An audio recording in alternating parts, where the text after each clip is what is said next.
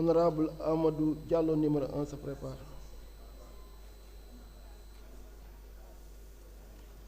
Non.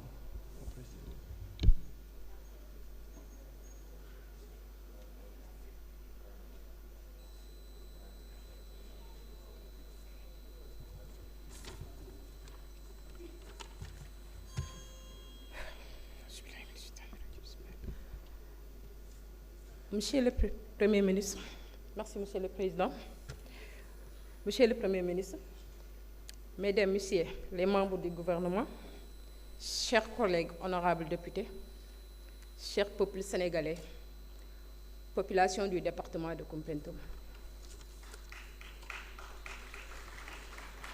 Monsieur le ministre, votre gouvernement a fait de l'amélioration du système de santé une priorité nationale.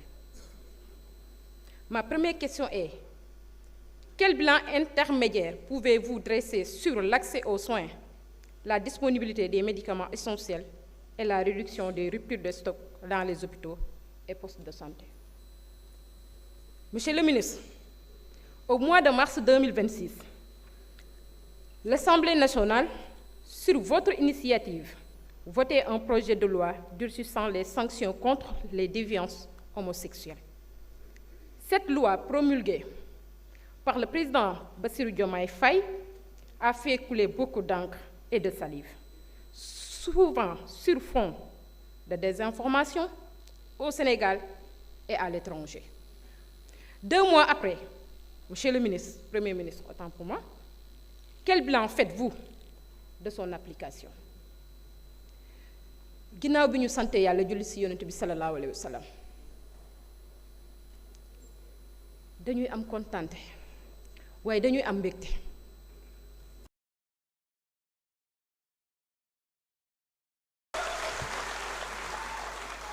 Tey dañuy am kontante tey bokk ci ñi nga xamante ne tey ñoo fi voté woon barki Dembo Njaay ci li nga xamante ne monsieur le premier ministre yaa ñu ko tegal fii muy loi bi nga xamante ne day sanctionné ñi nga xamante ne ñooy ay góor jigéen. Monsieur le ministre barki Dembo Njaay premier ministre lañ dégg benn ex-président boo xam ne dafa daw làq fee ci Maroc pour faire plaisir à ses protecteurs naan bu nekkoon Sénégal ba tey loi bi du fi am gàcci ngàllaak monsieur le premier ministre. tey dañuy sant yàlla bi nga xamante ne tey yow mii monsieur le premier ministre am nga fit jàkkaarloog sénégalais yi jàkkaarloog le monde entier ndax sa xeex bi du xeexub sénégalais du xeexub africain mais xeex contre le monde entier la parce que nag xam nañ ni ñi fi nekkoon ci fonds yooyu ci lañ doon defee seen i njuuj njaaj ci fonds yooyu ci lañ doon defee seen i politique ba tax na ñi leen nekkal fii tey assemblée nationale keroog ba ñuy voté loi bi dañoo toog lànk ne duñ ko voté parce que nag tout simplement seen i yëf ca la doon neexee. jërëjëf monsieur le premier ministre. monsieur le premier ministre gis nañ ne indi nga fi loi bi ñu voté ko ñu promulgué ko bi mu amee ak tey ñu lay laaj monsieur le premier ministre ban bilan ngeen ci mën a tiré ci li nga xamante ne ci application loi bi waaye monsieur le premier ministre santal yàlla wallahi santal yàlla dangaa nekk ci dëgg te wallahi ku nekk ci dëgg yàlla ànd ak moom te yàlla yow la àndal yàlla ñun la faral ñun sénégalais yi yàlla jeunesse bii toog la faral waaye yàlla sa jigéen ñii la àndal monsieur le ministre sa jigéen ñii jàpp leen ndax duñ la wor monsieur le ministre sa jigéen yii jàpp leen ndax duñ la wor monsieur le ministre doom ju ndeyam gërëm boo mënee rek ñaanal ko monsieur le premier ministre yaay bari ko ci mbartal wallaahi buux mu dem buuxul mu dem ku mu yebu nag nga buux te xam ne ndam lii boo buuxee nga bokk ca ndam la boo buuxul yaay des sa gàcce ga monsieur le premier ministre merci kontaan nañu maanaam bu ñu la gisee dañu ràkkaaju bu ñu la gisee dañuy am problème xam naa ne li ma waroon a wax sax mën naa am fàtte naa ko am na loo xamante ne duma ko sax xamante nu ma koy waxee waaye wallaahi kontaan nañu ci yow yal na la yàlla sagal yal na la yàlla musal ci seytaane yu góor yi ak yu jigéen ñi yal na la yàlla musal ci seytaane yu góor ñi ak yu jigéen ñi yal na la yàlla musal ci ñoom Binta mécanicien ak ñoñam yal na la yàlla musal ci ñoom taskatu réew mi ñoom ñi fekk nag ñaari frère yu ànd ñu ne dinañ leen xàjjale ñooñu buñ leen naree tas yal na yàlla tas seen yaakaar. Monsieur le ministre jaajëf yow ak sa membre du gouvernement je vous remercie.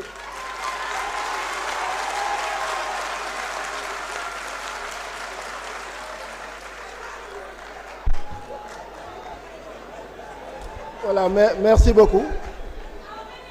waaw amin bi dee leen ko wax seen biir xol.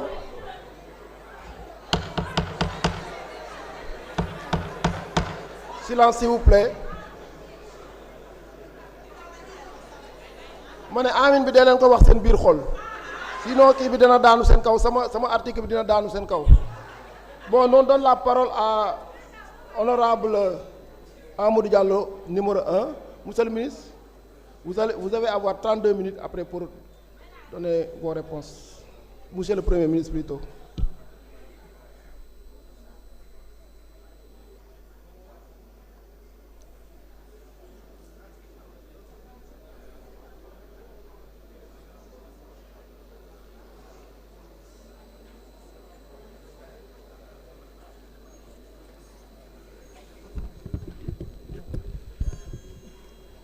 Auzu billahi minash shaitanir rajim. Assalamu alaikum. Monsieur le Président de l'Assemblée nationale, Monsieur le Premier ministre, Mesdames, Messieurs les ministres et secrétaires d'État, chers collègues, nuyu naa leen. Monsieur le Premier ministre, la situation économique et sociale que vit notre pays est alarmante.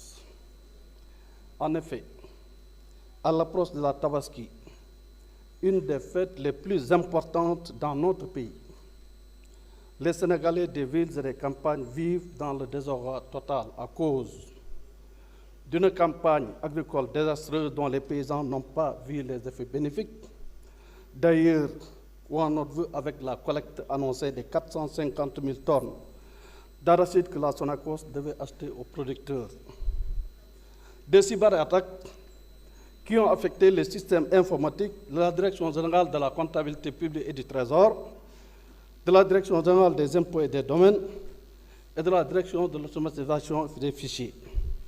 Le gouvernement a-t-il dégagé les ressources humaines financières nécessaires pour sécuriser les données de ces administrations hautement stratégiques? Des collectivités territoriales appauvries, n'ayant pas reçu de l'État les fonds de dotation et d'équipement attendus depuis le début de la gestion 2026. Des bourses de sécurité familiale à ce jour impayées, malgré l'engagement que votre gouvernement avait pris ici même à l'hémicycle il y a 3 mois, sauf à quelques handicapés. Tout ceci sans compter la détresse des travailleurs exprimée devant le chef de l'État le 1er mai, fête du travail.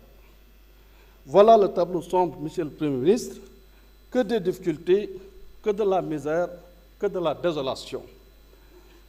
Monsieur le Premier ministre, que préconisez-vous comme solution concrète d'ici la Tabaski pour soulager les Sénégalais? Bandiraɓe sehilaɓe, mi salmini on goto fof inde mum e yettode mum. Hande addi en ɗo ko Premier ministre ne arde gouvernement de la République du Sénégal yewti